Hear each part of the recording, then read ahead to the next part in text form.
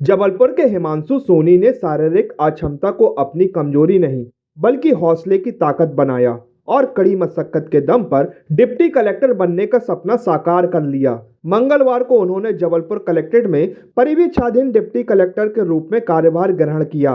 पहले ही दिन उन्होंने कलेक्टर राघवेंद्र सिंह के साथ जनसुनवाई में शामिल होकर आम लोगों की समस्याओं को करीब से समझा। हिमांशु ने बताया कि उन्होंने बिना किसी कोचिंग के घर से ऑनलाइन पढ़ाई कर MPPSC की तैयारी की और वर्ष 2024 बैच में डिप्टी कलेक्टर के पद पर चयनित हुए। उन्होंने अपनी सफलता का श्रेय परिवार के सहयोग और निरंतर मेहनत को दिया। यदि मैं संक्षेप में अपने सफ़र की बात करूं तो सफ़र मेरा ऐसा था कि मैं घर से ही ऑनलाइन तैयारी कर रहा था इस परीक्षा की, और जो भी संसाधन थे, किताबें थी, बुक्स थी और जो भी कोर्स थे सब मैंने ऑनलाइन ही ज्वाइन किए थे। और इंटरव्यू देने मैं इंदौर गया था।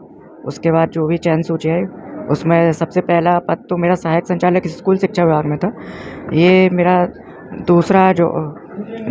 दूसरा चयन है, इसमें मैं बैच 2024 में डिप्टी कलेक्टर के पद पर चयन हुआ है। परिवार का कितना सहयोग? सर, परिवार का तो पूरा ही सहयोग था। बिना परिवार के मतलब इस मुकाम में पहुंच पाना संभव नहीं था। हर पल में परिवार का सहयोग था, चाहे वो कोर्स खरीदना हो या किताबें लाना हो या इंटरव्यू के लिए इंदौर तक जाना हो, पूरा परिवार का सहयोग। आज के युवाओं को क्या संदेश दें? जी, आज के युवाओं को सर मेरा यही संदेश है कि निरंतर अभ्यास करें, अपनी असफलताओं से बिल्कुल भी ना घबराएं और अपने मेहनत पर विश्वास करें। एक ना एक दिन सफलता निश्चित ही प्राप्त होगी।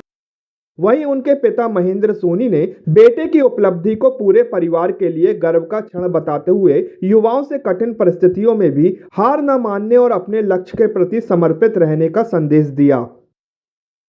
निश्चित रूप से आज बड़ा दिन है और किसी भी पिता के लिए इससे बड़ी प्रसन्नता का दिन क्या हो सकता है कि उसका बेटा, और ऐसा बेटा जिसको उसके जीवन में शारीरिक रूप से बहुत बड़े चैलेंजेस हैं, उसने सफलता हासिल कर और आज जबलपुर में डिप्टी कलेक्टर के पद पर ज्वाइन किया है। तो ये तो मेरे लिए बहुत अच्छा दिन है। आज जन सुनवाई का दिन भी था, मंगलवार। उस जन सुनवाई में माननीय कलेक्टर महोदय जी के बगल में बैठ कर के उसने जन सुनवाई के कार्यक्रम में हिस्सा लिया। जहाँ जैसा कलेक्टर साहब का निर्देश हुआ तो उसके द्वारा सहयोग किया गया।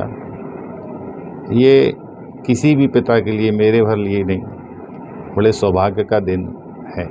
और जहाँ तक आने वाली पीढ़ियों के लिए कुछ कहने की बात आती है, आपने हिमांशु जी से भी बात की इस संदर्भ में, तो मेरे पास बहुत अच्छी पंक्तियाँ हैं उनको कहने के लिए कि ख्वाहिशों से नहीं गिरते फूल झोली में, कर्म की शाख को हिलाना होगा, कुछ नहीं होगा अंधेरों को कोसने से, अपने हिस्से का दिया खुद ही जलाना होगा।